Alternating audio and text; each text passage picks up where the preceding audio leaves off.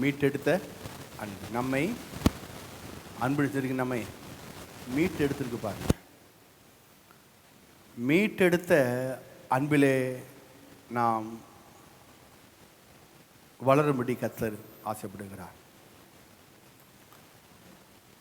அன்பை பற்றி நான் பார்த்து கொண்டிருந்தோம். போன வாரம் பார்க்க முடியல, அது முன்ன வாரம் பார்த்தோம். அன்பு சொல்லுங்க, அன்பு. கொலோசியர் புஸ்தகம் 1வது அதிகாரம் 12, 13, 14. கொலோசியர் புஸ்தகம் 1வது அதிகாரம். ஒளியிலுள்ள பசுவான்களுடைய சுதந்திரத்தில் பங்கடைவதற்கு நம்மை தகுதியுள்ள ஆக்கினவரும் இருளின் அதிகாரத்திலிருந்து நம்மை விடுதலையாக்கி தமது அன்பின் குமாரனுடைய ராஜ்யத்துக்கு உட்படுத்துமாயிருக்கிற பிதாவை ஸ்தோத்திரிக்கிறோம். 14. குமாரனாகிய இயேசுவாகிய அந்த குமாரனாகிய அவருக்குள் அவர் இரத்தத்தினாலே பாவம் மன்னிப்பாகிய மீட்பு நமக்கு உண்டாயிருக்கிறது. ஆமென், ஹல்லேலூயா. அப்போ 12, 13, 14 நாம் பார்க்க போகிறோம். 12 சொல்கிறது ஒளியில் உள்ள பஸ்துவானுடைய சுதந்திரம். அது என்ன சுதந்திரம், அதை பார்க்க போகிறோம். அப்போ ஒளியில் உள்ள பஸ்துவானுடைய சுதந்திரத்தை அப்படின்னா அது நமக்காக வைக்கப்பட்ட சொத்து, நமக்காக வைக்கப்பட்ட சொத்து. உங்கள் தாத்தாக்கு சொத்து இருக்குன்னு வச்சுக்கோங்க.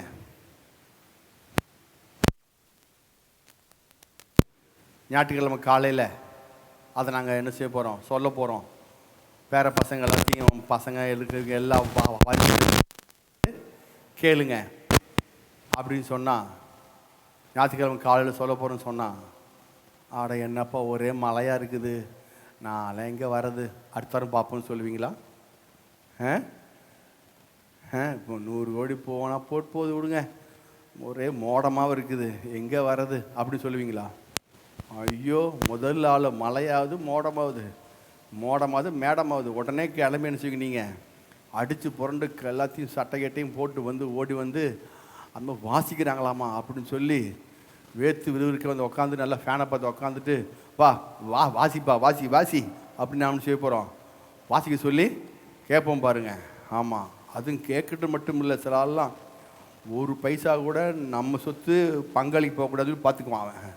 அதான் மிக முக்கியம். அப்படிங்க, அவன் சொத்து வருதா இல்லையா, யாருக்கு ஒரு பைசா யாருக்கு போகக்கூடாது, அவனுக்கு போகக்கூடாது, ரொம்ப கருத்தாக கேட்பாங்க. அப்போது அது சொத்து தான் போட்டிருக்கு, சுதந்திரம் அப்படிங்க சொத்து தானுங்க போட்டிருக்கு. ஒளியுள்ள பசுவானுடைய சுதந்திரத்தில், சொத்தில் நீங்கள் பங்காயிட்டுருக்கீங்க, உங்களுக்கு பங்கு இருக்குதுங்கிற பைபிள் சொல்லுது. ஆமென்.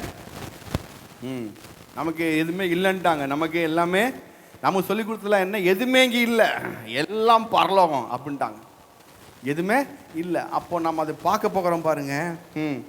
அடுத்தது ஒன்று போட்டிருக்கு பாருங்க, இருளின் அதிகாரத்திலிருந்து விடுதலை ஆக்கி அன்பின் குமாரனுடைய ராஜ்யத்துக்கு உட்படுத்திட்டாராம். அதான் என்னன்னா, ஒரு ஒரு ஒரு நாட்டில் போய் சிக்கி கொண்ட மக்களை விடுவித்து அது இங்கிருந்து கஷ்டப்பட்டு இங்கிருந்து அனுப்பி, இராணுவத்தை அனுப்பி அங்கிருந்து மீட்டு கொண்டது போல இருளில் அதிகாரத்தில் நம்ம அவர் விடுதலை ஆக்கி அன்பின் குமார ராஜ்யத்துக்கு என்னை உட்படுத்திட்டாராம்.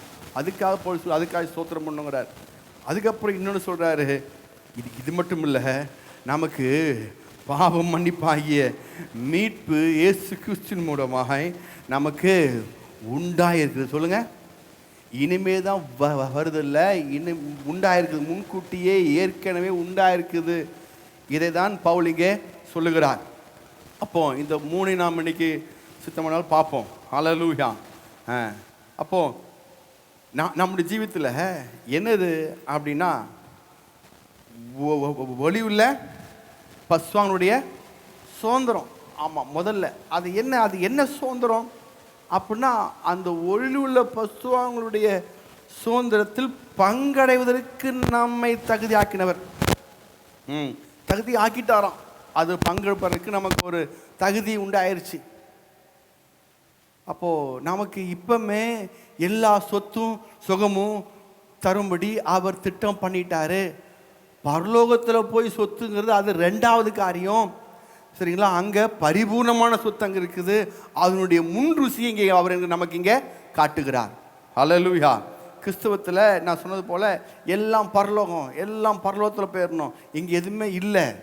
இங்கே என்ன? இங்கே துன்பம் தான், இங்கே சிலுவை தான், இங்கே கஷ்டம்தான், இங்கே பாடு தான், இங்கே உபத்திரவம் தான், இங்கே இப்படிப்பட்ட காரியம்தான் இருக்குன்னு சொல்லி அவங்க நமக்கு போதித்தனால நமக்கு என்ன இருக்கு என்பதை மறந்து விட்டோம். என்ன இருக்கு என்பதை மறந்து. அதனால் யார் கேட்டாலும் சீக்கிரம் பரலோகம் போகணுங்க, சிலலாம் செத்தா போதுன்னு இருக்கிறேங்க. இப்படியாச்சும் இயேசு வந்தார்னா இன்னும் எப்போ வருவார்னே தெரில, சீக்கிரம் வரணும். ஒரு தம்பிக்கிட்ட கேட்டேன், ஒரு பிரதர் கேட்டேன், ஏன் பிரதர் எப்போத்தாலும் இயேசு சீக்கிரம் வாங்குவோம், ஃபாஸ்டிங் போட்டு ஜெபிக்கிறேன். இயேசு வரைக்கும் இவர் ஃபாஸ்டிங் போட்டு ஜெபிக்கிறார்.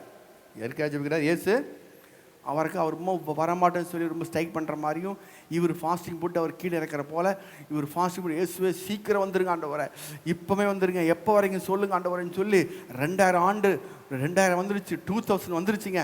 இதுக்கப்புறம் அவ்வளோதான். Y2Kன்னு ஒன்று இருக்குது. முன்னாடி வந்து 2000. ஆமாம், நான் ஒர்க் பண்ணும்போது பிஎஸ்என்எல் நான் பிஎஸ்என்எல் ஜேஆர் இருக்கும்போது ஒர்க் பண்ணும்போது எல்லா கம்ப்யூட்டரும் நைட்டு முடிஞ்சு போச்சு. 1999 2000 ஆகுது, 2000 ஆகுது. அப்போ 00 வரும் அக்கௌண்ட்டில். எப்படி வருங்க? 00. அப்போ எல்லாமே 0 ஆக போகுது அப்படின்னு நினச்சிட்டு எல்லாம் ஜேஇஏ எல்லாம் உட்காந்துருக்குறோம். எல்லாமே ஆக போகுதுன்னு பார்த்தா ஒன்றுமே ஆகலை. அப்போ பயங்கர இது. ஆமாம், என்ன சார் எனக்கு என்ன போச்சாங்கன்னா, 2000 ஆண்டு நியூ இயர் அப்போ நான் சபையில் உட்காந்துருந்தேன். 2000 வரும்போது என்ன ஆகும்? ஆட்டோமேட்டிக்காக அது எல்லாமே அக்கௌண்ட் முழுக்க 0 ஆயிரும், ஃப்ரீஸ் ஆயிரும், அவ்வளோதான் அப்படின்னு. அதாவது Y2Kன்னு சொல்லி போட்டேன், இயர் 2000 அப்படின்னு சொல்லி ஒன்று. ஆமாம், பார்த்தீங்கன்னா அப்படிலாம் இருக்கும்போது எனக்கு சொல்லி கொடுத்ததுன்னா, அப்போ இயேசு வந்துடுவார். அப்போ இயேசு 2000 அந்த 12 மணி ஆகும்போது வந்துடுவார். 2000 ஆண்டுக்குள்ளே வந்துடுவார் சொன்னங்காட்டி எல்லாரும் அந்த 12 மணி உட்காந்துருங்க, வந்துடுவார். இன்றைக்கி நைட்டு நியூ இயர் அப்போ வந்துடுவார்னு சொல்லி எல்லாம் உட்காந்துருக்குறோம். 2026 5 காணும். ஹல்லேலூயா, ஆமென் சொல்லுவாங்க. அவங்களெல்லாம் என்னென்னா சீக்கிரம் இயேசு வந்துடுவார், பரலோகம், மற்ற எதுவுமே இல்லை பாருங்க. அந்த தம்பிகிட்ட கேட்டேன், ஏன் தம்பி ஃபாஸ்டிங் படி ஜெபிக்கிறீங்கன்னு. 2 கோடி கடன், இயேசு வந்தாருன்னு தப்பிச்சிடலாம்ல. அவருக்கு என்ன ஒரு ஃபாஸ்டிங் படி ஜெபிக்கிறாரு? எதுக்கு ஜெபிக்கிறாரு? 2 கோடி வெளியே கடன் வாங்கிட்டாரு. இயேசு வந்தாருன்னா எஸ்கேப் போயிட்டார். கடன் கட்ட தேவையில்லை, அவனுக்கு 3 நாள் போயிடலாம், எஸ்கேப் போயிடலாம்ல. அதனால் இயேசு சீக்கிரம் வந்தாருன்னா போயிடலாம். இல்லாட்டினா இந்த கடன் கட்ட முடியல, கடங்காரன் தொல்லை தாங்க முடியலாக்க இயேசுவே வாருன்னு சொல்லி ஜெபிக்கிறாங்க சிலவங்க. ஆமென், ஹல்லேலூயா. அப்போது எல்லாருமே நாம் இங்கே ஏன் அவங்களுக்குன்னா இங்கே எதுவுமே இல்லை. இங்கே ஒளி உள்ள பசுவாங்களுடைய சுதந்திரத்தில் பங்கடைவதற்கு உங்கள் தகுதி ஆக்கிட்டாருங்க, நீங்கள் பங்கு பெறலாம்னு சொல்லி இங்கே சொல்கிறாரு. அவங்க அது பார்க்கல. அவங்க ஒளி உள்ள பசுவாங்கள்லாம் பரலோகம் இருக்காங்க, அங்கே தான் போய் பங்கடையணும். இங்கே செத்து அங்கே போனால் நமக்கு எல்லாமே அங்கே, இங்கே எதுவுமே இல்லைங்கிறாங்க. அதுக்கப்புறம் தான் நான் கண்டுபிடிச்சேன், நாம் செத்து எதுவுமே என்ன செய்யலை. பங்கடைவதற்கு முன்னாடி அவர் செத்து எனக்கு எல்லாத்தையும் பங்கு ஆக்கிட்டார். ஹல்லேலூயா. நான் செத்து அங்க போறதுக்கு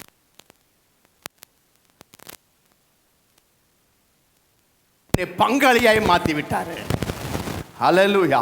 அப்போ என்னுடைய ஈவெண்ட், என்னுடைய சாவு ஒரு பெரிய மேட்டர் இல்லை, அவர் சாவு தான் மிகப்பெரிய மேட்டரு.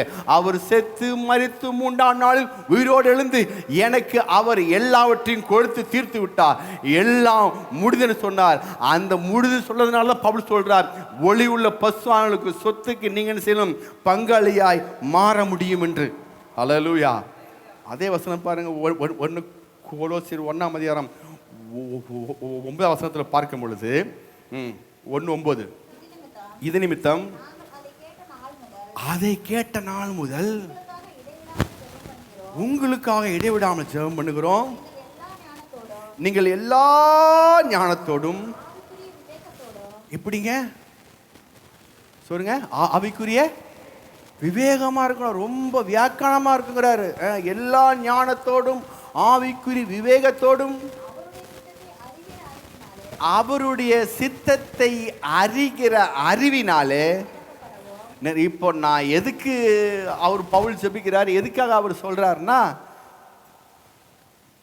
அவருடைய சித்தத்தை அறிகிற அறிவு. சொல்லுங்க, அவர் சித்தத்தை, அவர் நம்ம மேல வைத்த சித்தம் என்னங்கிறது நாம அறிகிற அறிவு. சொல்லுங்க, அறிகிற, அதான் மிக முக்கியம். ஹல்லேலூயா, ஆமென். அவர் சித்தத்தை அறிகிற, நமக்கு அவருடைய சித்தம் நமக்கு நம்ம சித்தத்தை பற்றி நமக்கு தெரியணும். அவர் என்ன சித்தம் வச்சிருக்கிறாரு நமக்கு தெரியல. அவர் சொல்ற, அவருடைய சித்தத்தை அறிகிற அறிவிலே நீங்க நிரம்பொழுது அந்த அறிவு தான் உங்களை என்ன செய்யும், விடுதலை ஆக்கும். சத்தியத்தை அறிவீர்கள், சத்தியம் உங்களை. அப்ப அறியாத சத்தியம் என்ன செய்யாது, உங்களைய கடன்லேருந்து எப்படி வருதுன்னு தெரியாதுன்னா கடன்லேருந்து வெளியே வர முடியாது. கடன் வாங்கிட்டே தான் இருப்போம், கட்ட முடியாது. ஹல்லேலூயா, ஆமென். தொழிலிருந்து எப்படி மேலே வருது, அதுக்கு என்னென்ன செய்யணுங்கிறது தெரிஞ்சு அதை கடைப்பிடிச்சாதான் மேலே வர முடியும். அது தெரியாமல் மற்றது தெரிஞ்ச அன்பு, பரிசுத்தம், தாழ்மை, விசுவாசம் இது எல்லாத்தையும் போய் தெரிஞ்சுக்கிட்டு தொழிலிருந்து எப்படி வெளியே சரியாட்டினா முடியாது. அதையும் இங்கே போதிக்கிறோம். சண்டே சாயந்தரம் இங்கே போதிக்கிறோம். ஞாயிற்றுக்கிழமை சாயந்தரம் எல்லாத்தையும் நம்ம அதை கவர் பண்ணுறோம்.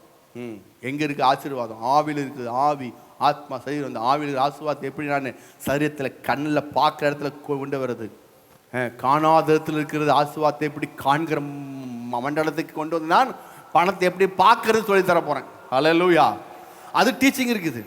எல்லா டீச்சிங் சண்டே மார்னிங்கே செய்ய முடியாதனால தான் காலையில் ஒன்று சாயந்தரம் ஒன்று வச்சுருக்கேன். அது சண்டே வச்சுருக்கேன். ஹல்லேலூயா.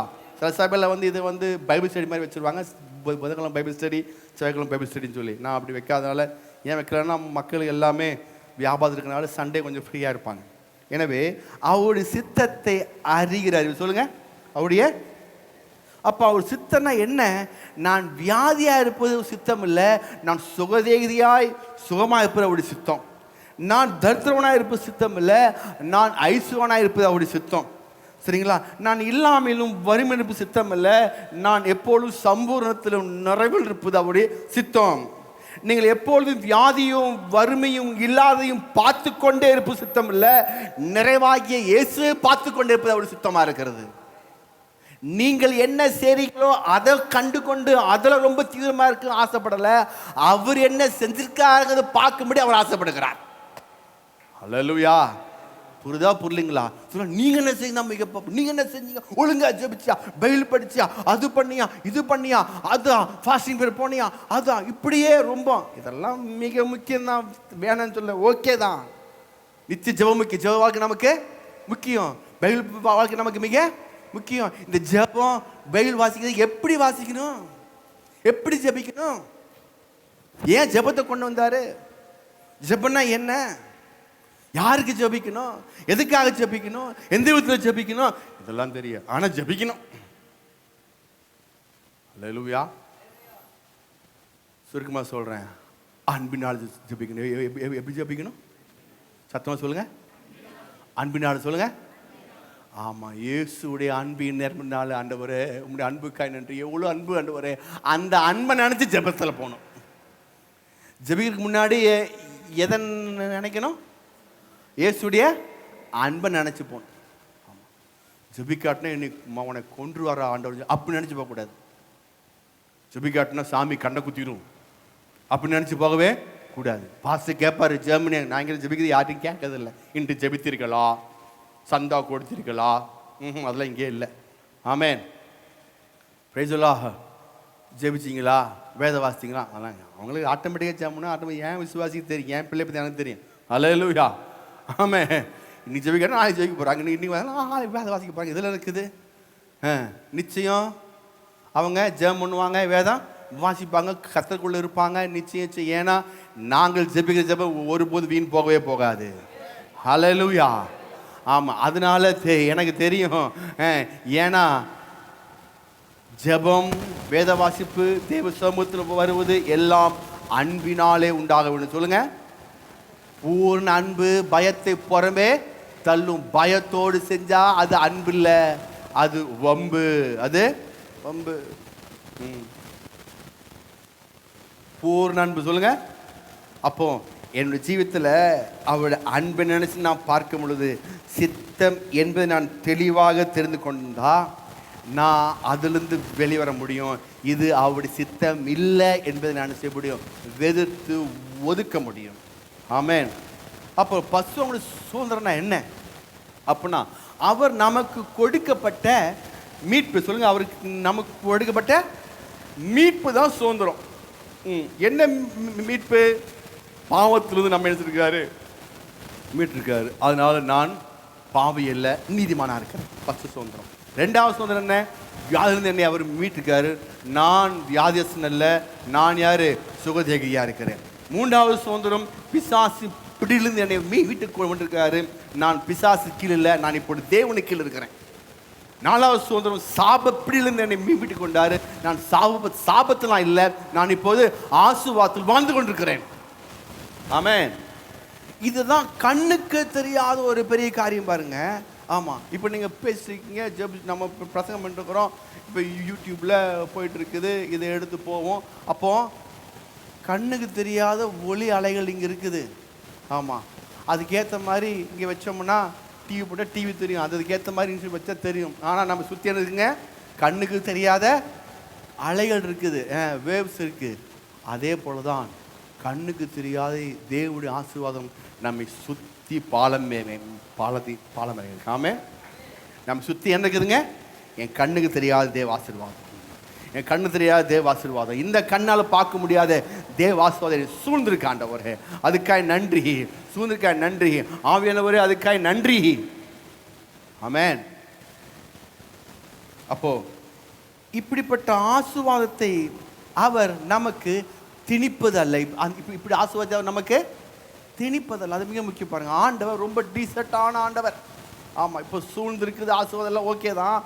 நீங்கள் எப்போ ரேடியோவில் பாட்டு கேட்கணுன்னா ரேடியோ வாங்கிட்டு வந்து ஸ்டேஷன் அது திருப்பி வச்சாதான் பாட்டு எஃப்எம் சொல்லி பாட்டு வரும். அப்போது நீங்கள் பிரயாசப்பட்டாதான் அது உள்ளுக்குள்ளேயே அந்த பாட்டு கேட்க முடியும். அதே போல் உங்களுக்கு என்னதான் ஆசீர்வாதம் சூழ்ந்திருந்தாலும் நீங்கள் உள்ளத்தை ஏற்றுக்கொண்டு திறந்தால் அவர் உள்ளே வந்து அமர்ந்து உங்களோட அவர் பந்தி இருப்பார். ஆமென். இதோ வாசப்பட்டு கதவை தட்டுகிறேன், ஒருவன் என்ன சாதத்தை கேட்டு திறந்தால் நான் உள்ளுக்குள்ள அவர் ரொம்ப டீசெண்டான ஆண்டவர் பாருங்க. தட்டுவாராம். நாக் த டோர் போட்டு இங்கிலீஷில் அவர் கதவை தட்டுவாராம். தட்டினா நீங்கள் திறந்தாதான் உள்ளுக்குள்ளே என்ட்ரா வாராம். நீங்கள் திறக்க மாட்டேன்னா அவர் பேசாமல் போயிடுவார். ஆனால் திறந்தாலும் திறவட்டாலும் உள்ளுக்குள்ளே என்ட்ராது யாருங்க? பிசாசு. எப்படிங்க? அவன் காலியாக இருந்தால் போது உள்ளுக்குள்ளே வந்துடுவான். ஆமாம். உங்கள் ஜீவித்தில் காலியாச்சுன்னு வைங்களேன், உங்களுடைய நல்லா யோசித்து பாருங்கள், நீங்கள் எதுவுமே திங்க் பண்ணாமல் இருக்கவே மாட்டீங்க. ஏதோ ஒன்றா நல்லது அல்லது கெட்டது அல்லது மனைவி அல்லது புருஷன் அல்லது யாரையோ ஒருத்தர் திங்க் பண்ணி தான் இருப்பீங்க. யாரையோ ஒருத்தர் நீங்கள் மனதில் நினச்சி தான் இருப்பீங்க. இப்போது நீங்கள் யாருமே நீங்கள் நினைக்காமல் இருந்தீங்கன்னா, எதுவுமே நினைக்காமல் இருந்தீங்கன்னா டக்குன்னு அவன் செய்வான். ஏன்னா இந்த இடம் மைண்டு காலியாக இருக்குதுன்னு சொல்லி அவன் ஒரு கவலையை போடுவான். அந்த கவலையை காலையில் போட்டோன்னே அந்த காலையிலேருந்து கவலையாகவே இருப்பீங்க.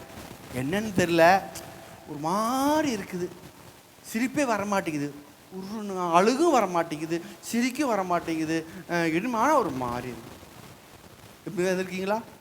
சொல்லவே தெரிலம்மா. எப்படிங்க சொல்லவே? ஏன் எட்டி பார்த்துருப்பான், உள்ள மைண்டு சும்மா இருக்குதுன்னு தூக்கி போட்டுறான்னு சொல்லி போட்டுட்ருவான். சொல்ல வரல அப்படி சொல்ல வரல. ஏன் சொல்ல வரல? அவன் உள்ளுக்குள்ளே போயிட்டான். அவன் உள்ளுக்குள்ளே போயிட்டான். அவனை வெளியெடுத்தோம்னா சொல்ல வந்துடும். ஆண்டவர் அப்படி இல்லை. ஆண்டவர் கதவை தட்டுகிறார். தட்டினா உள்ளுக்குள்ளே ஓகேன்னு உள்ளுக்குள்ளே என்றாங்க. ஹல்லேலூயா.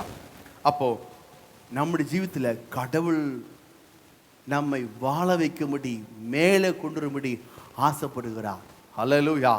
சிலவங்கலாம் சொல்கிறது, இல்லைங்க நீ ஏன் எப்போ இப்படி இருக்கிற, நீ ஏன் இந்த மாதிரி இருக்கிற, அவன் ஒரே போடு, என்னன்னு தெரில, கடவுளை இப்படி வச்சுட்டாரு, கடவுளை இப்படி வச்சுட்டார். அதான் அவரே சொன்னோம், அவர் சித்தத்தை அறிகிற அறிவினாலே சொல்லுங்க, அவர் சித்தத்தை அறிகிற அறிவினாலே நேர்வப்படும். சொல்லுங்க ஆமென். சொல்லுங்க, கேட்குறாங்கல்ல, ஏன் இப்படி இருக்கிற, ஏன் உனக்கு இல்லை, என்னன்னு தெரியலைங்க, அவர் விட்டார். ஆனால் பைபிளில் வேற ஒன்று போட்டிருக்கு, சரிங்களா? பைபிளில் வேற என்ன போட்டிருக்கு, நாம் பைபிளே படிக்கிறது இல்லை, மற்றவங்க சொல்ல தான் கேட்போம். யோசுவா 1:8 போட்டிருக்கு, இந்த நியாயப்பிரமாண புஸ்தகத்தும் உன் வாயை விட்டு பிரியாதிருப்பாயாக, அதில் எழுதிக்கப்படியெல்லாம் செய்ய கவனமாக இருப்பாயாக. சரி வாசிங்க அப்போ யோசுவா 1:8 வாய் விட்டு பிரியாதிருப்பாயாக, இதில் எழுதியிருக்கபடியெல்லாம் நீ செய்ய கவனமாக இருக்கும்படி. இரவும் பகலும் எதை தியானிக்கணுமா? இந்த புஸ்தகம். சொல்லுங்க, இந்த புஸ்தகத்தை. அப்போ இந்த புஸ்தகம் காலை எழுந்திரிச்சோன்னே கர்த்தர் மேய்ப்பராக இருக்கிறான் தாழ்ச்சின்னு சொல்லிட்டீங்கன்னா, அது நீங்கள் என்ன செய்றீங்க, அந்த புஸ்தகத்தை வாசித்து நீங்கள் வழியில் போனீங்கன்னா, ஆண்டவரே நான் தாழ்ச்சி. அப்போ நான் தாழ்ச்சின்னு என்ன அர்த்தம்? தாழ்ச்சின்னு அர்த்தம் எனக்கு குறைவு என்பது இல்லை, எனக்கு எந்த விதமான குறைய இல்லை, அவன் என் மேய்ப்பராக நன்றி ஆண்டவரே, எனக்கு குறை இல்லை அப்படின்னு சொல்லிக்கிட்டே போய் நன்றி செலுத்த ஆரம்பிக்கணும். தவிர பிசாசு அடுத்த சொல்லுவான், என்ன குறை இல்லை, உனக்கு கார் இல்லை, உனக்கு சொந்த வீடு இல்லை, உனக்கு பிஸ்னஸ் இல்லை, உனக்கு வியாபாரம் இல்லை, உனக்கு சுகம் இல்லை, அவன் இல்லாத சொல்லிட்டு இருப்பான். நாம் இருக்கிற நினச்சி கர்த்தரை துதிக்க ஆரம்பிக்கலாம். ஹல்லேலூயா. அதுக்கு மைண்டு போகாது. அப்படி நோ நோ நோ அப்படி இல்லை, எனக்கு கர்த்தர் சுகம் கொடுத்துருக்காரு, பலம் கொடுத்துருக்காரு, ஆசீர்வாதத்தை கொடுத்துருக்காரு, எனக்கு எல்லாம் எடுத்துக்காரு, நன்றி, குறை இல்லை. இதை அது சொல்லி சீரியமாசிங்க. இரவும் பகலும் செய்ய கவனமாக இருக்கும்படி தியானத்து கொண்டு போய். அப்பொழுது ஹலோ எல்லாம் சேர்ந்து சொல்லுங்க, அப்பொழுது நீ உன் வழியை வாய்க்க பண்ணுவாய். இப்போ வழி வாய்க்க பண்ணுவது கர்த்தரா நாமளா?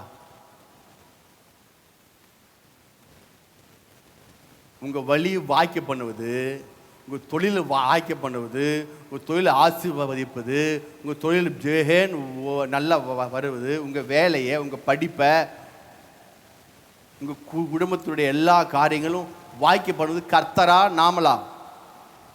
பைபிள் போட்டிருக்கு, அப்பொழுது இல்லை சொல்லுங்க, அப்பொழுது நீ உன் வழியை வாய்க்க பண்ணுவாய்.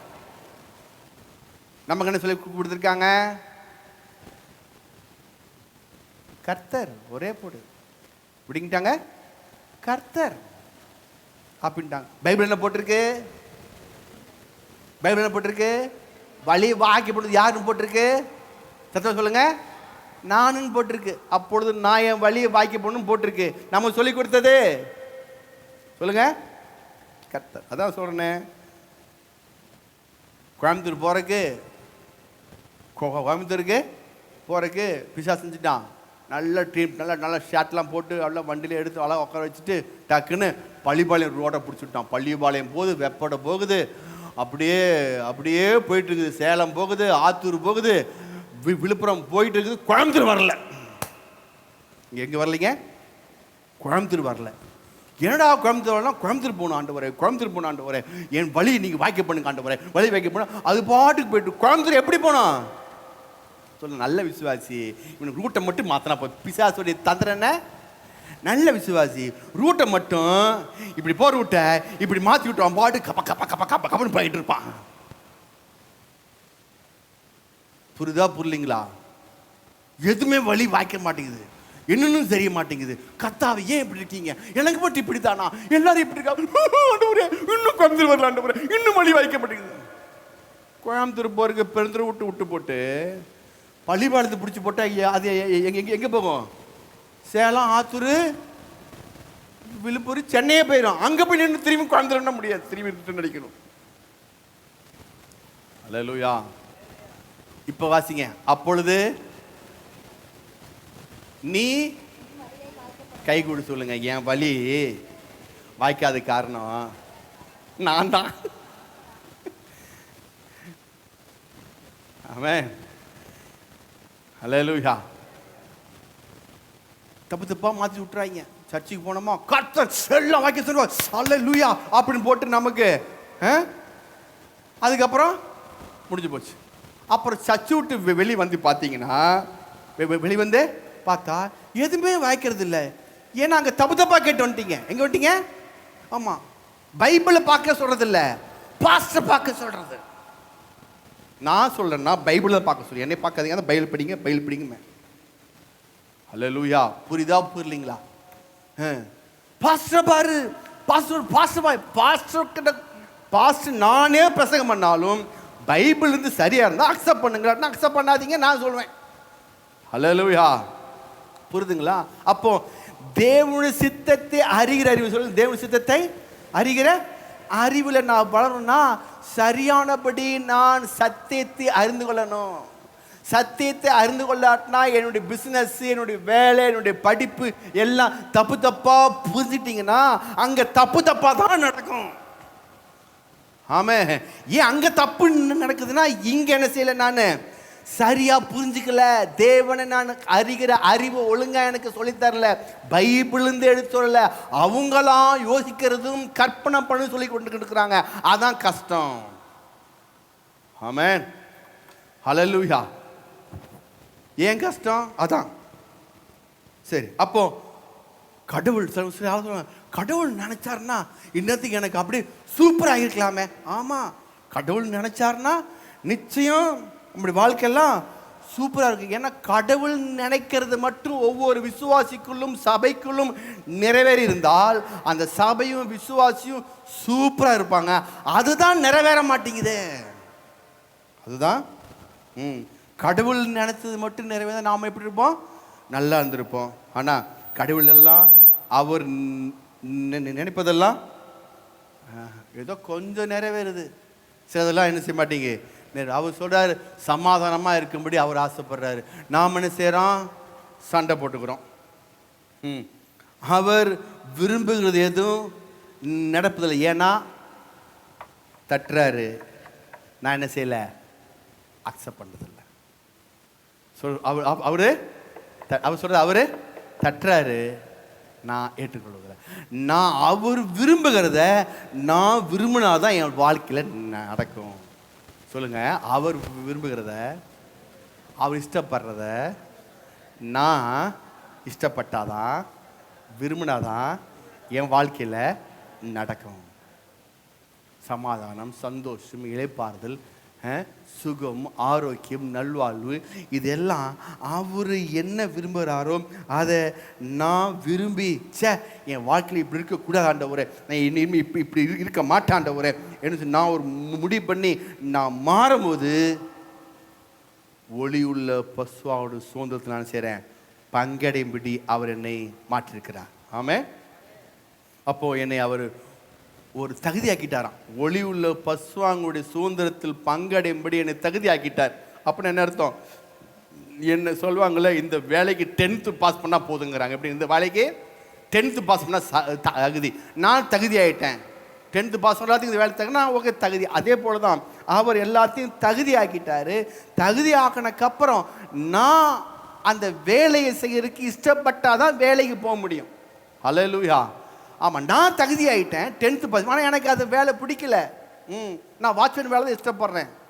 அந்த வேலை எனக்கு வாட்ச்மேன் வேலை உட்காந்து தூங்கிட்டு இருக்கலாம். ஆனால் இந்த இஷ்ட வேலை 10th முடிச்சிருக்கேன். ஆனால் எனக்கு எந்த வேலையை இஷ்டப்படுறேன் நான், அது முடியும். அங்கே போனால் ஏகப்பட்ட வேலை சொல்கிறாங்க. நான் இங்கே உட்காந்தேன்னா டக்கு டக்குன்னு தட்டிட்டு அது எப்படி நைட் வாட்ச்மேன் தான் கேட்குறாங்க சார், எல்லாம் அப்போ தூங்க முடியும்னு சொல்லி. அந்த வேலைக்கு எப்படிங்க, நைட் வாட்ச்னா பச்சு கொடுங்க பாஸ்டர், வேலை இருந்தால் கொடுங்க. என்ன வேலைங்க? Night watchman. ஏன் பத நைட் வாட்ச்? அப்போ தான் தூங்கலாம். அப்போ வேலைக்கு போகிறதுலே முடிவில்லை, அந்த வேலையிலையும் ஒப்பிடிக்கலாம். அப்போ என்ன ரீசன்? தகுதி ஆக்கிட்டாலும் நாம் தான் செய்ய முடியும், ஸ்டெப் எடுக்க முடியும். ஒரு வீட்டில் சாப்பாடெல்லாம் செஞ்சு வச்சுட்டாங்க, டேபிளில் சாப்பாடெல்லாம் செஞ்சு வச்சோன்னே எல்லாம் சாப்பாடு வச்சாச்சு. சிக்கன், மட்டன், காடை ஃப்ரை, மீன், கருவாடு எல்லாம் வச்சாச்சு. நீட்டாக சூப்பராக இருக்குது. வச்சோடனே போய் சாப்பிட வேண்டியது யார் பொறுப்பு? நம்ம பொறுப்பா அம்மா பொறுப்பா? சொல்லுங்க. அம்மா வச்சாச்சு, வா வான்னு கூப்பிடுவாங்க. நாம் தான் போய் டேபிள் உட்காந்து எரிச்சு சாப்பிட்ணும். நம்ம அதை சாப்பிடாதபடி அம்மா என்ன செய்வாங்க? தூக்கத்தில் வாயை பாய்ந்து இந்தாடா சிக்கன் பீஸ் வயலில் உள்ளுக்குள்ளே துணிக்கவே மாட்டாங்க. அதே போல தான் ஆண்டவர் எதுவுமே துணிப்பதில்லை. வெற்றியும் வாழ்வும் உங்களுடையது. நீங்கள் ஏற்றுக்கொண்டால் வாழ்வடையலாம். ஹல்லேலூயா, ஹல்லேலூயா.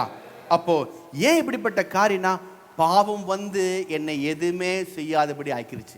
பாவம் வந்து என்னை எதுவுமே செய்யாதபடி ஆக்கிடுச்சு. இதனால தான் பாவத்தை மேற்கொள்ளும்படி. சொல்லுங்க.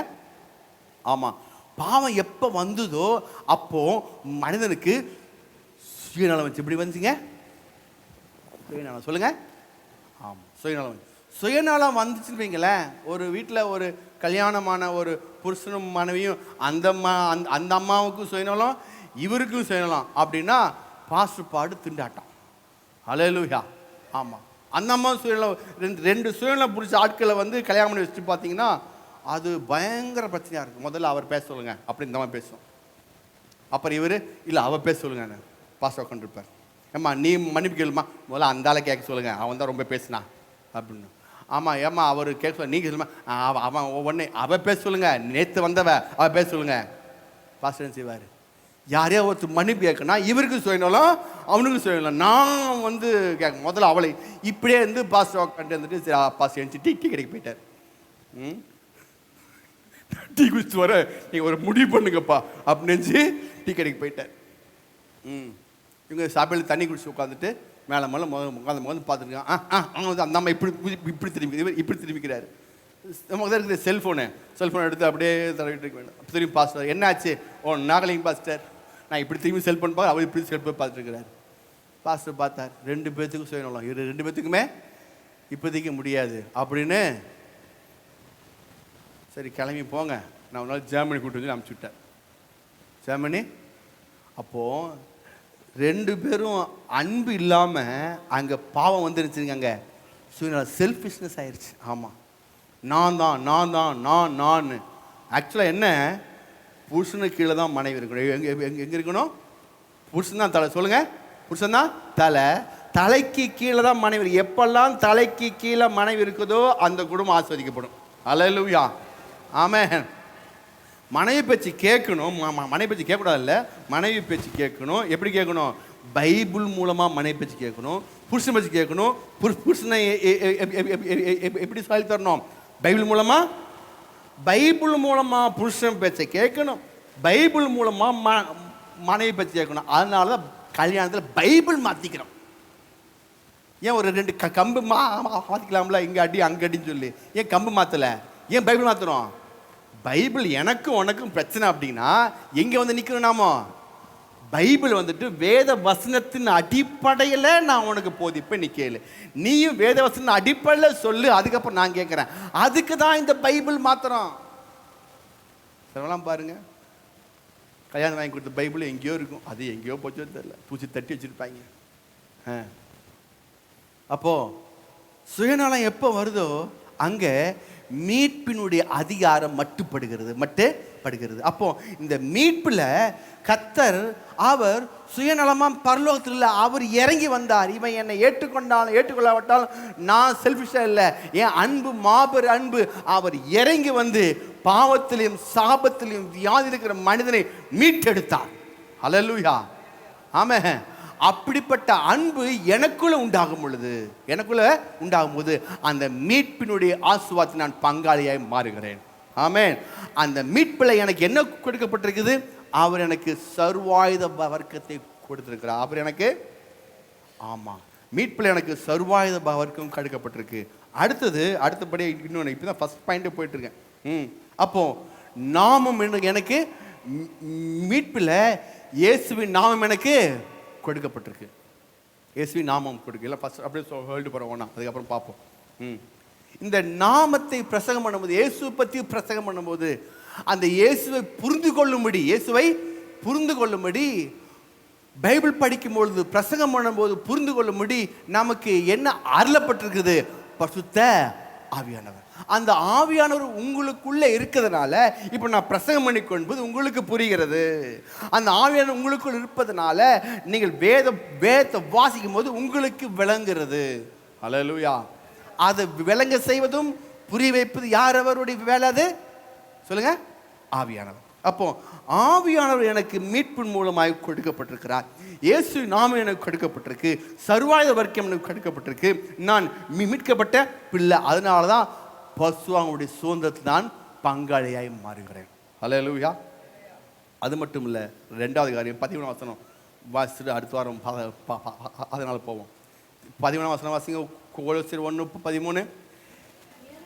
இருளின் அதிகாரத்திலிருந்து நம்மை விடுதலையாக்கி தமது அன்பின் குமாரனுடைய ராஜ்யத்துக்கு உட்படுத்துறாரா? எப்படி பண்ணுங்க? அன்பின் குமாரனுடைய. அப்ப அன்பின் குமாரனுடைய ராஜ்யம்னா, ஒரு ராஜ்யம் வந்தா அங்க என்ன இருக்குங்க? ஒரு அரசாங்கம் வந்துச்சுன்னா, ஜெயலலிதா ராஜ்யம், இப்போ ஸ்டாலின் ராஜ்யம் வந்துச்சுன்னா, இங்க என்ன ஆட்டோமேட்டிக்காக என்ன செய்வாங்க? அந்த ராஜ்யத்தில் சட்டத்திட்டங்கள் வைப்பாங்க. அதே போல் அன்பின் குமாரனுடைய ராஜ்யத்தில் சட்டத்திட்டங்கள் எப்படிங்க? ஆமாம், ஒவ்வொரு சட்டங்களும் பார்த்து கரெக்டாக 9 மணிக்கு முடிச்சிடும். ஆமென். சரி, மத்தேயு சுவிசேஷம் 18ஆம் அதிகாரம் கோட்பாடு உண்டு. 18:18. பூலோகத்திலே நீங்கள் எவைகளை கட்டுவீர்களோ, இது இங்கிலீஷில் பைபிளில் வேற மாதிரி இருக்கும். வாசிங்க தமிழ் வாசிங்க. நீங்கள் பூலோகத்திலே எவைகளை கட்டவிழ்ப்பீர்களோ அவைகள் பரலோகத்திலும் கட்டவிழ்க்கப்படும் என்று சத்தியமா சொல்றேன். எப்படிங்க? சத்தியமா சொல்றேன். எதெல்லாம் கட்டுறியோ அதெல்லாம் கட்டப்படும். எதெல்லாம் கட்டவிழ்க்கிறியோ அதெல்லாம், அது தமிழில் போட்டிருக்கு. ஆம்பிளிஃபை பைபிளை பார்த்தீங்கன்னா வேற மாதிரி இருக்கும். பரலோகத்தில் எதெல்லாம் கட்டிருக்குதோ அதை பார்த்து நீ கட்டுவாயாக. எதுங்க? அதை பார்த்து. பரலோகத்தில் எதெல்லாம் கட்டவிழ்க்கப்பட்டிருக்கிறோ அதை பார்த்து நீ கட்டவிழ்ப்பாயாக. எடுத்து வாசிங்க பார்ப்போம் பைபிளில்.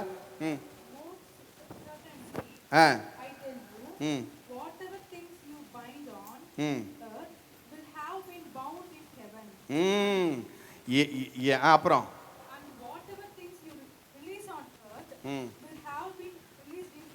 அப்போ எதெல்லாம் பரலோகத்தில் கட்டவிழ்க்கிறதோ, எதெல்லாம் பரலோகத்தில் கட்டிருக்குதோ, சித்தத்தின்படி எதெல்லாம் அங்கே இருக்குதோ அதை தான் நீ இங்கே செய்ய முடியுங்க. அதை நீங்கள் அதான் போட்டிருக்கு. பரமண்டலங்களில் பிதாவே நாமும் பரிசுத்தப்படுவதாக, உங்களுடைய ராஜ்யம் வருவதாக பரமண்டலம் செய்யப்படுறது போல. அப்போ என் ஜெபம்னா என்ன அப்படின்னா, ஜெபம் என்பது கட்டுதலும் கட்டவிழ்த்ததும். ஜெபம் என்பது அப்போ ஒரு புரியாத மனைவி வச்சாங்களேன், அந்த புரியாத மனைவிக்கு நம்ம இப்போ என்ன செய்யணுங்க?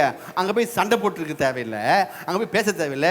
இயேசு நாமத்தினால அவளுக்கு புரியாமல் இருக்கிற எல்லா காரியங்களையும் புரியும்படி கட்டவிழ்க்கிறேன். ஆண்டவரே, ஞானத்தை கட்டவிழ்க்கிறேன், தெளிவை கட்டவிழ்க்கிறேன் இயேசு நாமத்தினால.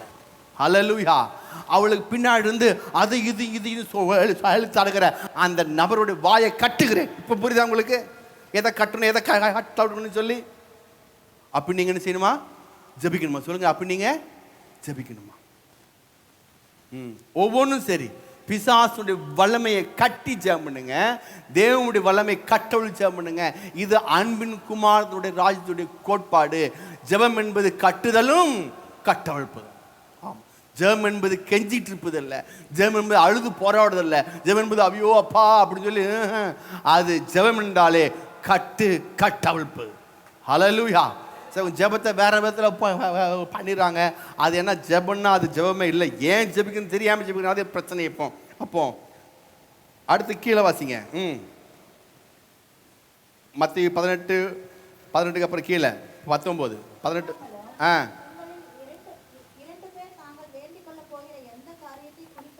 அல்லாமலும் உங்களில் 2 பேர். சொல்லுங்க 2 பேர் சொல்லுங்க. சத்தமா சொல்லுங்க. 2 பேர். இன்னும் சத்தமா. 2 பேர்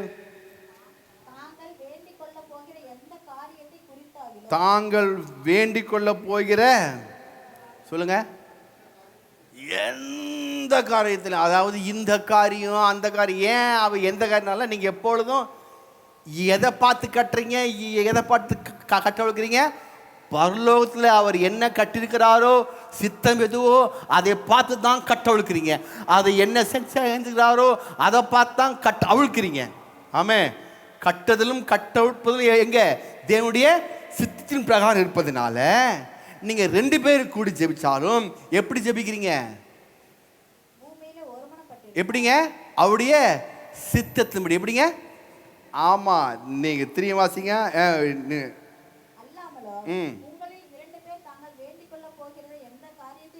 அத எந்த காரணம்னா தேவ சித்தத்தின்படி நீங்க ஜெபிக்கும் போது அதுல தேவ சித்தத்தின்படி செய்கிற எந்த காரியத்தை கொடுத்தாலும் பூமியில சத்தமா சொல்லுங்க, பூமியில ஒருமனப்பட்டிருந்தால் பரலோகத்தில் இருக்கிற என் பிதாவினால் அல்லேலூயா. ஆமென். அப்பனா என்ன அர்த்தம்? 2 பேர் சொல்லுங்க. யார் இந்த 2 பேர் சொல்லுங்க, சத்தமா சொல்லுங்க. கணவன் மனைவி, அப்புறம் பிள்ளைகள், அப்பா, அப்புறம் ஃப்ரெண்ட்ஸ் 2 பேர். அங்கே பேரே போடல, அங்கே யாரும் போடல, 2 பேர் தான் போட்டு. எப்படிங்க 2 பேர் என்ன? அப்பா அம்மா பிள்ளைங்க, அம்மாவும் பிள்ளையும், புருஷனும் மனைவியும், 2 ஃப்ரெண்ட்ஸு, 2 விசுவாசி, 2 பாஸ்டரு, சரிங்களா? ஏதோ 2 எப்படிங்க, ஏதோ ஒரு 2 பேர் கூடி ஜெபிச்சிங்கன்னா அங்கே உண்டாகும். அங்கே தான் பிரச்சனை. பிசாசு பார்ப்பான், இந்த 2 பேர்த்த பிரித்தாலே மேட்டர் முடிஞ்சு. யார் பேர்த்த பிரித்தாலே? இந்த கூடி ஜெபிக்கிறாங்க பாருங்க, புருஷன் மனைவி 2 பேர், அவங்கள பிரிச்சிட்டோம்னா குடும்பம் கதை கந்தல். அதனால் எல்லா நியாயத்தையும் பேசு, கை போட்டு மட்டும் புருஷன் மனைவி மட்டும் ஜெபிச்சிடாத. 2 பேர் சேர்ந்து அக்கம் பக்கம், அண்ணன் தம்பி, அக்கா தங்கச்சி, எல்லா குறையும் பேசி பல பேசிட்டு அப்படின்னு கொட்டையை விட்டு படுத்து தூங்கிடு. சரிங்களா? சேர்ந்து ரொம்ப சேர்ந்து டைம் வந்துருச்சு, வாங்க நம்ம உட்காந்து நாம ஜம்முன்னு வாங்க, 2 பேரும் உட்காந்து வாங்க ஜம்முன்னு சொல்லி இந்த அம்மான்னு செய்யும். முதல்ல அவர் கூப்பிட்டுட்டோம் அப்படின்னு படுத்துருக்கோம் பாருங்க. மனுஷன் வந்தால் கூப்பிடவே இல்லை ஜபத்துக்கு அப்படின்னு, அவ கூப்பிட்டுட்டோம் அப்படி விருப்பத்திருப்பார். கூப்பிட்டுட்டோம் படுத்திருப்பார். அவரை கூப்பிட்டு படுத்துட்டு அந்த அம்மா எல்லாம் பாத்திரம் விலைக்கு வரக்கு அப்படியே சுஸ்து வரும்போது பார்த்தா மணி பாத்திரம் இவர் அப்படின்னு இருப்ப சத்தம் போயிட்டாரா. இந்த மனுஷன் எப்போதும் தூங்குவாருங்க. ஏன் இந்த அம்மா பரவாயில்ல வந்து அப்புறம் தூங்கணும்னு செய்வாங்க, உட்காந்துருப்பாங்களா?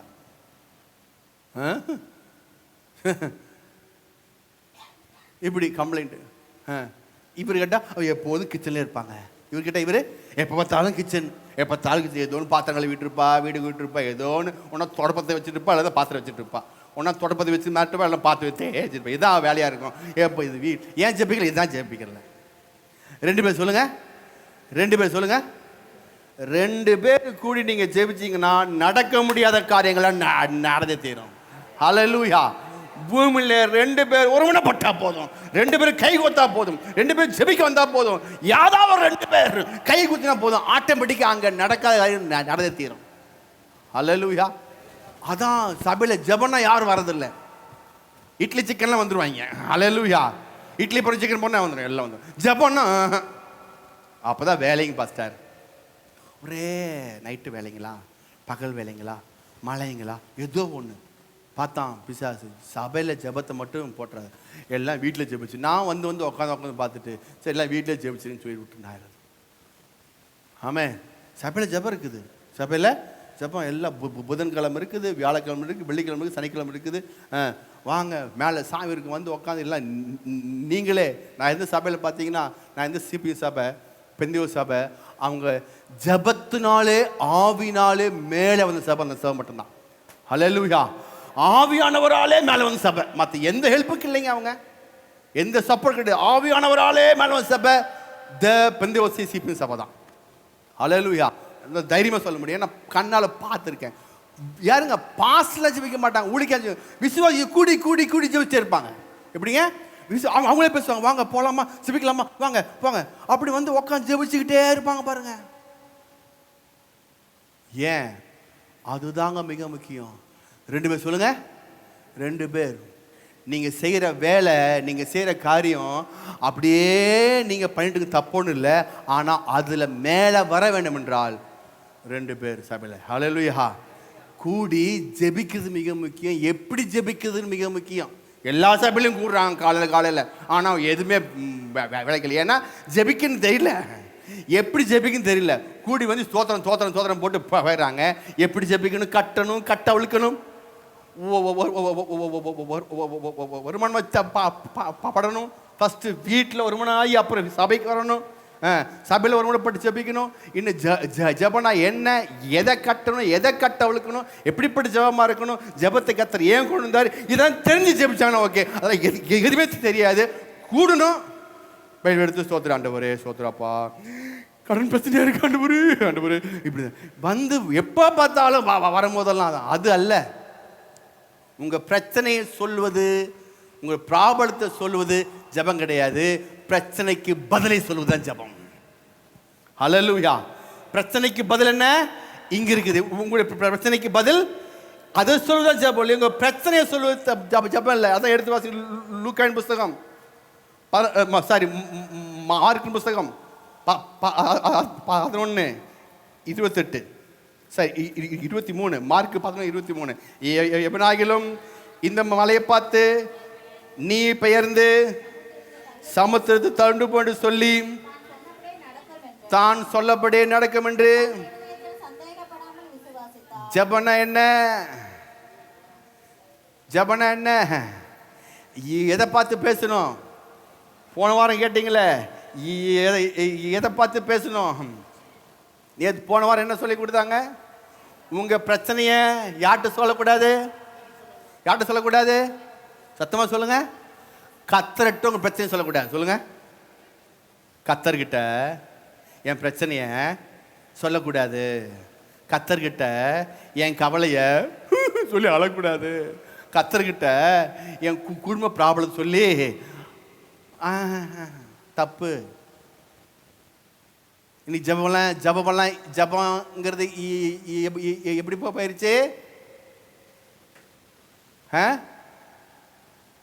மல்லிகடை லிஸ்ட் மாதிரி போயிருச்சு. தக்காளி, வெங்காயம், பருப்பு, உளுந்து, 1/2 கிலோ, சர்க்கரை எல்லாம் ஒரு லிஸ்ட் போட்டிருக்காங்க. இதெல்லாம் எனக்கு தாங்க ஆண்டவரே, இது தாங்க, அது தாங்க, இது தாங்க, அது தாங்க, இது தாங்க, இது கொடுங்க, இது பண்ணுங்க, அது செய்யுங்க, இது செய்யுங்க. அது ஜபம் இல்லை, அது ஜபம் இல்லை. ஆபிரகாம் இங்கிருந்து மகனை கொண்டு போறாரு. மகனை எங்க கொண்டு போறாரு சொல்லுங்க? பலி செலுத்த. ஆமா, பலி செலுத்த கொண்டு போகும்போது அவர் ஜெபிக்கவே இல்லை. ஆண்டவரே, எனக்கு ஆட்டுக்குட்டி கொடுங்க ஆண்டவரே, எனக்கு இப்படிப்பட்ட காரியம் பண்ணிட்டீங்களா ஆண்டவரே, இந்த மகனை விட்டு வேற மகன் கொடுப்பீங்களா? எதுவுமே செய்யல. அவர் பாட்டு கட்டி கொண்டு போயிட்டு இருக்காரு. பையன் கேட்கறான், எங்க எங்க எங்க நம்ம ஆட்டுக்குட்டி எங்க என்ன சொல்றாரு? கத்தர் பார்த்துக்கோ. சொல்லுங்க, கத்தர் பார்த்துக்கொள்வார். அவன் எதுவுமே ஆபிரகாமுடைய ஜெபத்தில் எதுவுமே, அந்த யூதருடைய ஜெபத்தை பார்த்தீங்கன்னா எதுவுமே கோரிக்கை கிடையாது. ஏன்னா கர்த்தருக்கு எல்லாமே தெரியும், கர்த்தருக்கு எல்லாமே தெரியும். அப்போ ஜெபம் என்ன? உங்களுடைய பிரச்சனைகளை, உங்கள் ப்ராப்ளத்தை, உங்களுடைய போராட்டங்களை கர்த்தருக்கு கொண்டு போகாதபடி மலையை பார்த்து பேசு. சொல்லுங்க, பிரச்சனையை பார்த்து பேசு, வியாதியை பார்த்து பேசு, உன்னுடைய கவலையை பார்த்து பேசு, உன்னுடைய வியாபாரத்தை பார்த்து பேசு. இயேசு நாமத்தினால, இயேசு நாமத்தினால இன்னைக்கு வியாபாரம் கோடியே பெறுவதாக. அல்லேலூயா. அப்படி சொல்லி கடை திறக்கிறீங்களா? கடை திறந்தோன்னு பார்க்குறோம், எல்லாம் ஒரு மாதிரி மப்பு மந்தாரமாக இருக்குது. இன்னும் யாருமே வரல, மார்க்கெட்டில் மணிக்கூண்டில் ஒன்றும் இல்லை. எங்கே ஆக போகுது? சரி உக்காருவோம் ஒரு 2 நிமிஷம். அப்படியே கொட்டாய் விடுறது. 10 மணி ஆனோன்னு ஒரு 11 மணி டீ சொல்கிறது. இவங்க கடை திறந்து உட்காரும் போது என்ன உட்காடுறாங்க? எந்த மைண்டில் உட்காடுறாங்க? யாருக்குமே இல்லை, அதனால எனக்கு வர்றது பார்ப்போம், அப்படிங்க பார்க்கலாம். தவறு யாருக்கு வருதோ வரலையோ, எனக்கு வந்தே திரு இயேசு நாமத்தினால. ஹல்லேலூயா. ஆமென். உட்காரும் போது இயேசு நாம சொல்லணும், நான் இப்போதைக்கு பார்க்கணும் 1000 மடங்கு பெருக போகிறேன், வியாபாரத்தை பற்றி பேசுகிறேன், வியாபாரத்தை பற்றி பேசுகிறேன். இயேசு நாமத்தில் அல்ல, ஆண்டவர் இயேசு நாமத்தினால எல்லா வியாபாரமும் எல்லா விதமான காரியங்களும் என் ஜீவிதத்தில் வியாபாரமாகி நான் பெருக பெருக பெருகவே ஆஸ்வதிக்கப்பட்டிருப்பேன். நான் வாளாகாமல் தலையாகவேன், கீழாகாமல் மேலாவேன். இயேசு நாமத்தினால சொல்லிட்டே இருக்கணும்.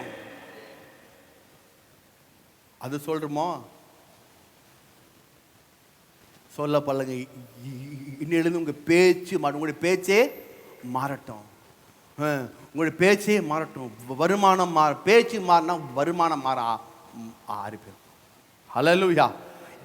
எவனாகிலும் இந்த மலையை பார்த்து உடனே முட்டி போட்டு என்கிட்ட ஜெபம்னு, ஆண்டவரே இவ்வளோ பெரிய மலை, ஆண்டவரே பார்க்க முடியாத மலை, ஆண்டவரே உங்களுக்கு தெரியாத இந்த மலையை பார்த்து எவ்வளோ பெரிய மலை, அப்பா எவரெஸ்ட் மலமா இருக்கு ஆண்டவரே, இது யாரும் பெயர்க்க முடியாது, நீங்களே பார்த்து பெயர்ந்து விடுங்க ராஜா அப்படி சொன்னாரா?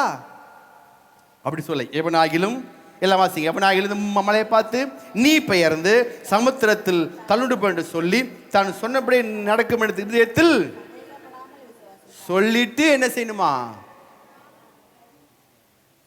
சந்தேகப்படாமல் விசுவாசிக்கணுமா? அதுக்கு முன்னாடி மார்க்கு 11 முன்னாடிங்கிறது சாயந்தரம் சொல்கிறேன். அது ஏன் அப்படி சொன்னார் அப்படின்னு சொல்லி, ஏன் அது அவர் அப்படி சொல்லி காமிச்சு அங்கே சொல்லி தான் சொல்கிறார். சொல்லிட்டு சந்தேகப்படாமல் சொல்லுங்க, சந்தேகப்படாமல் விசுவாசித்தாள், அவன் சொன்னபடியே ஆகுமென்று. அப்போ அன்பின் குமாரன் ராஜ்யத்தில் நீங்கள் சொன்னது நடக்கும். இது ஒரு பிரமாணம், இது ஒரு லா. அப்போ பிரச்சனையை பார்த்து பேசணும். அதுக்கப்புறம் 2 பேர் என்ன செய்யணும்? கூடி ஜெபிக்கணும். எந்த காரியம் கொடுத்தாலும் 2 பேர் சேர்ந்து ஜெபிச்சா அது அங்கே உண்டாகும். அது மட்டும் இல்லை, கீழே வாசிங்க, மத்தேயு 18:18 எங்கே உண்டாகும்? 18:20 ஏனெனில் 2 பேராவது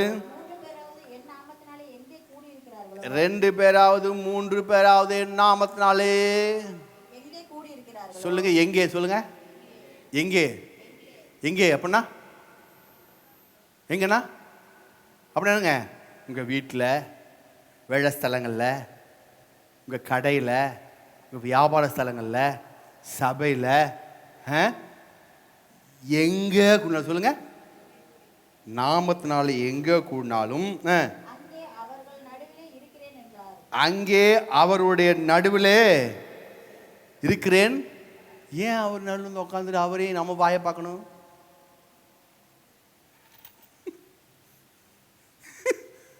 போட்டுருக்கல, எங்கே 2-3 பேர் நாமத்தில் குடிக்கலோ, ஏன் வந்து உட்காரணும்? எதுக்கு வந்து அவர் வந்து நிற்கணும்? என்ன ரீசன்? ஏன்னா என் நாமத்தினால கூடிட்டீங்கன்னா அங்கே நான் ஏன் இருக்கிறேன்னா, நீங்கள் கூடி ஜெபிக்கிறீங்கள 2-3 பேர் சேர்ந்து, அந்த ஜெபத்தை வெற்றியாய் முடிவு பண்ணுவதற்கு நான் உட்காந்துருக்கிறேன்.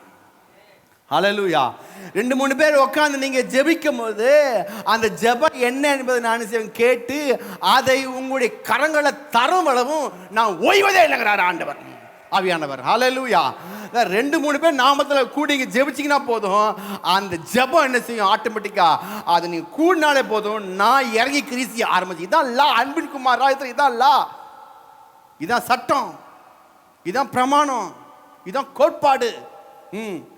நீங்க 2-3 பேர் சேர்ந்து கூடி ஜெபிக்க ஆரம்பிச்சாலே போதும், அப்பா அம்மா பையன், அப்பா அம்மா பையன் அல்ல, அப்பா அம்மா யாராலும் சரி, 2 விசுவாசி 2-3 பேர் நாமத்தினால கூடுக்கீங்களோ அங்கே வந்து இருப்பேன். ஏன் இருப்பேன்னா, உங்களுடைய கூடுகையை ஆசீர்வதித்து நீங்கள் ஜெபிக்கிறதை கேட்டு அதில் உங்களுடைய வாழ்க்கையில் வருமளவும் நான் உங்களுக்காக பேக் ஃபயர் பண்ணிருப்பேன். ஆமென். பேக் போனாக இருப்பேன். ஹல்லேலூயா. எப்படிப்பட்ட ஆண்டவர் பாருங்க. நமக்கு தான் யாருமே நீங்கள் நினைக்க வேணாம், உங்களுக்கு இப்படிப்பட்ட வல்லமையுள்ள தேவன் இருக்கிறார். ஹல்லேலூயா. அப்போது நீங்கள் கூடும்போது என்னென்ன செய்யணும், எப்படிப்பட்ட செய்யணும், அந்த கூடுகளை என்ன இருக்குனுங்கிறத நான் சாதனை சொல்லித்தரேன். எல்லாரும் சரி, ரொம்ப சமயம் ஆயிடுச்சு, மணி 9 ஆயிடுச்சு.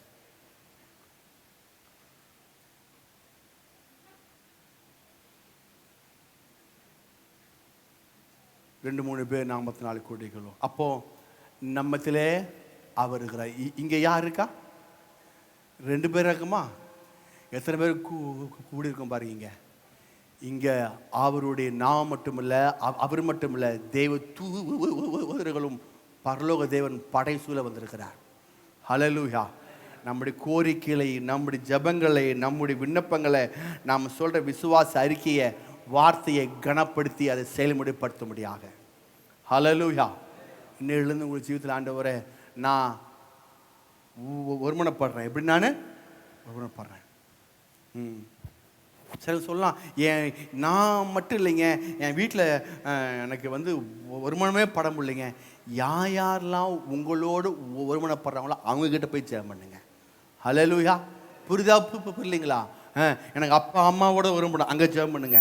அம்மாவோட ஒருமணப்படுங்க ஜெபம் பண்ணுங்க. அப்பாவோட ஒருமணப்பட்டு ஜெபம் பண்ணுங்க. யாரெல்லாம் 2 பிள்ளையோட ஒருமணப்பட்டு ஜெபம் பண்ணுங்க. அவர் தான் வரணும், இவர் தான் வரணும், வந்தால் தான், அப்படிலாம் கிடையாது. யார் உங்கள் வீட்டில் உங்களுக்கு ஒருமணப்பட்டு 2 பேர் சேர்ந்து ஜெபிக்கிறீங்களோ அங்கே உண்டாகும் தான் போட்டிருக்கு. ஹல்லேலூயா. ஆமாம். நீங்கள் யாரெல்லாம் இன்னிலிருந்து ஒரு கர்த்தாவை தீர்மானம் காண்டவரே, என்னோட தகப்பனே, என் குடும்பத்தோடு, என்னோடு, எந்த விசுவாசி, எந்த சபை, எந்த மக்கள் யாரெல்லாம் ஒரு வர்றாங்களோ அவங்களுடைய ஜீவிதத்தில் அவர் மாபெரும் காரியங்களை செய்யும்படி வாஞ்சியாய் அமர்ந்திருக்கிறார். ஹல்லேலூயா. இன்னிலிருந்து ஒரு பெரிய மாற்றம் உண்டாவதாக. கர்த்தாவே நான் செய்கிறேன், நான் ஒருமனப்படுகிறேன், என்னுடைய மனதை ஒருமனப்படுத்துகிறேன், என்னுடைய தகப்பனே என்னுடைய சிந்தையை ஒருமனப்படுத்துகிறேன். ஒருமனப்பட்டு உம்மை நோக்கி பார்க்குற ஆண்டவரே, கண்களை மூடி கதை சோத்திரம் பண்ணுவோமாக. துதிக்கிறோம், சோத்திரிக்கிறோம், துதிக்கிறோம், சோத்திரிக்கிறோம் ஆண்டவர். ஷடா காடா திருநாமம் ஷகா டாதா அந்தானா நீயா. ஹல்லேலூயா, ஹல்லேலூயா. எனக்கு யாருமே இல்லை, நான் மட்டும் தான் ரசிக்கப்பட்டிருக்கேன். என் கூட ஜெபிக்க யாருலாம், உங்கள் கூட ஜெபிக்கிறதுக்கு ஆவியானவர் உங்கள் கூட இருக்கிறார். ஹல்லேலூயா. ஆவியானவர் மாபெரும் பேலனாக இருக்கிறார். அவர் மாபெரும் கத்த. எனக்கு நீங்கள் மட்டும் தனியாக இருக்கீங்கன்னு சொல்லி நீங்கள் நினைக்க வேணாம். உங்களோடு இருக்கிற ஆவியானவர் உங்களை விட 1000 இடம் பெரியவராக இருக்கிறார். ஹல்லேலூயா. அவரை யூஸ் பண்ணுங்க. அண்டி பாஷை பேசி ஜெபம் பண்ணுங்க. ஆவியானவரையும் ஜெபம் பண்ணுங்க. நீங்கள் அப்படி ஜெபிக்க என்ன ஆகுன்னா உங்கள் ஜெப மாற்றப்படும். அன்பின் குமார ராஜ்யம் உங்கள் குடும்பத்தில் வியாபாரத்தை ஸ்தாபிக்கப்படும். ஹல்லேலூயா, ஹல்லேலூயா. அன்பின் பரலோக பிதாவே, உம்முடைய குமாரனாக இயேசு நாமத்தில் வந்து நிற்கிற ஆண்டவரே, இந்த நாள் தகப்பனே சுவாமி உம்மை நோக்கி பார்க்கிறேன். இது நல்லவர், வல்லவர், மாறாதவர், அன்பின் குமாரனுடைய ராஜு நாங்கள் பங்குள்ளவராய் மாற்ற முடிவது கிருபைக்காய் சோத்திரம். நீர் தகப்பனே இந்த நாள் தகப்பனே பேசுறதுக்காய் சோத்திரம். அந்த மக்களுடைய ஜீவிதத்தில் ஒரு பெரிய ஐக்கியத்தையும் ஒருமனத்தையும் உண்டாக்குவீராக. நாங்கள் முன்கூட்டியே தகப்பனே ஒளிவுள்ள பசுவாங்க சுதந்திரத்தில் பங்குள்ளவராய் எங்களை மாற்றினதுக்காய் நன்றி ஆண்டவரே. நீ தெரிந்து கொண்டதுக்காய் சோத்திரம். மிக்க ஒப்படைக்கிறோம். அந்த மக்களை ஆசீர்வதிக்கிறோம். பிதா குமாரன் பசு நாமத்தினால தகப்பனே ஆசீர்வதிக்கிற ஆண்டவரே திருசம்பிக்கிறோம். திருநாமத்தை மேம்படுத்தும் நல்ல பிதாவே. ஆமென். நமக்கு அத்தகைய கிருபையும் பிதாவு தேவனும் பசுமாய்க்கணும் பார்க்கலாம் இப்பொழுது எப்போ சாதாக நம்மோடு இருப்பதாக. ஆமென். ஹல்லேலூயா, ஹல்லேலூயா. எல்லாருக்கும் சோத்திரம்.